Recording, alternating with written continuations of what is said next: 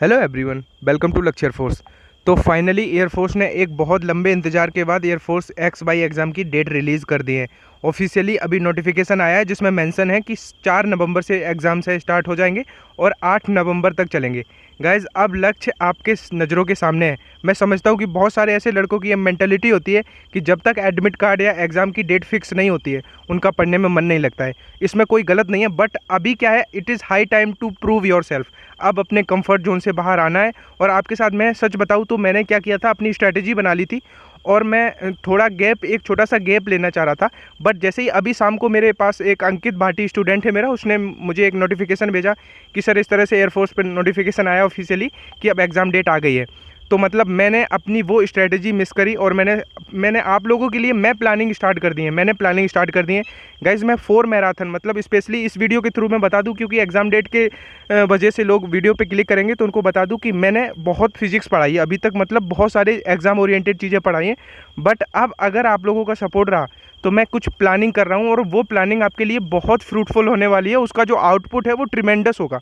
मैं एग्ज़ाम तक आपको 4 मैराथन देने का प्लान कर रहा हूँ। अनफॉर्चुनेटली वो लाइव नहीं होंगी क्योंकि रिसोर्सेस नहीं है, लेकिन उन 4 मैराथन में मैं क्या करूँगा, 12th का जैसे 11th का जो बुक है उसको 2 पार्ट में डिवाइड करूँगा। एक जो ऑब्जेक्टिव रहते हैं और दूसरा न्यूमेरिकल। इस सिमिलरली मैं सेकंड फिजिक्स का 2 मैराथन सोच रहा हूँ, उस पर प्लान कर रहा हूँ। बहुत जल्द, मतलब कल से ही उस पर वर्क शुरू कर दूंगा। और अभी 1 महीना है अपने पास। गाइज, एक बात और बता दूं कि एक मैं स्पेशल, मतलब ये बात बता रहा हूँ कि अगर अभी तक आपने इस लॉकडाउन में पढ़ाई नहीं करी है, ठीक है, कंसिस्टेंसी से फोकस से पढ़ाई नहीं करी है, और अगर आप इस बचे हुए एयरफोर्स का सिलेबस कोई इतना वास्ट नहीं है कि आप ये सोचो कि मैंने अभी तक नहीं पढ़ा तो अब क्या पढ़ लूँगा। गाइज़, इसमें बहुत सारे बच्चे ऐसे होंगे जो टर्निंग पॉइंट, मतलब उनका टर्निंग पॉइंट ये महीना हो जाएगा अगर वो इस महीने में डेडिकेशन के साथ, थोड़ा यार 2-4 रातों की बात है, पूरी लाइफ सेटल हो जाने वाली है। ठीक है, नेक्स्ट ईयर तक यूनिफॉर्म मिल जाएगी। जब स्टेटस लगाओगे व्हाट्सएप पे तो फिर वो जो फीलिंग होगी बहुत गजब होगी। उसके लिए बस थोड़ा अपने कंफर्ट जोन से बाहर आना है और कुछ रात स्ट्रगल करना है। 2-4 रातें अगर जग लोगे, अगर 10-15 दिन, तो समझ लो आपकी जो फ्यूचर है वो पूरा चेंज हो जाने वाला है। आई एम नॉट सेइंग जो नहीं जगेंगे उनका फ्यूचर चेंज नहीं होगा, बट इस जो बचे हुए 1 महीने में डेडिकेशन के साथ मेरे साथ रहेंगे। और गाइज़, मतलब मैं अपने फ्रेंड्स को बता देना, सच में बता रहा हूँ अब की बार, मतलब ये जो 4 मैराथन होंगी, मतलब मैं अपना 100% देने की कोशिश करूंगा। अब आप लोग समझ सकते हो। बाकी चैनल पे जो स्ट्रेटेजी का वीडियो अभी बनाया था उस पर अब वर्क शुरू कर दो। मतलब अगर मैं मतलब मुझे एग्ज़ाम नहीं देना है और मैं इतना फोकस्ड होकर, अगर आपके साथ, अब आपको कल से रियलाइज़ होगा, अगर मैं इतना फोकस्ड होकर कल से लग जाने वाला हूँ तो आप लोगों को तो एग्ज़ाम में अपीयर होना है। तो अगर आप लोग भी वही एनर्जी हमें दिखाओगे कल से, तो गाइज़ कल से 4 मैराथन के लिए आप लोग एकदम प्रिपेयर रहना। कभी भी फर्स्ट मैराथन आ सकती है। And one more important thing जो मैं भूल जा रहा था कि जो नोटिफिकेशन है उसमें साफ मेंशन है, आप जाके पढ़ लेना, कि जो 6 मंथ का रिलैक्सेशन दिया गया है, मतलब इस कोविड-19 पेंडेमिक की वजह से जो एग्ज़ाम में डिले हुआ है उसकी वजह से, जैसे जो बच्चे ओवर एज होने वाले होंगे, सपोज़ मैं एक बात बता रहा हूँ, एज्यूम कर रहा हूँ, अगर आपका डेट ऑफ बर्थ 2001 है और अगर आप 2001 में ओवर एज हो रहे हो, मतलब उस जब आपने एग्ज़ाम में अप्लाई करा था उस टाइम में, तो मतलब कहने का ये है कि 6 मंथ का रिलैक्सेशन है। अगर आप 6 मंथ अगर आपका जो है बचा हुआ नहीं था और उस वजह से आप ओवर एज, तो उन्होंने जो कहा इनटेक 2 का मर्ज करने की बात करिए, उससे साफ क्लियर हो रहा है कि आपको 6 मंथ का रिलैक्सेशन मिला है। बाकी मैं कल पूरा क्लियरली, अगर आप लोग कहोगे तो पूरा नोटिफिकेशन सही से विजुअलाइज़ करके आपको समझा दूंगा, उसको एक्सप्लेन कर दूंगा।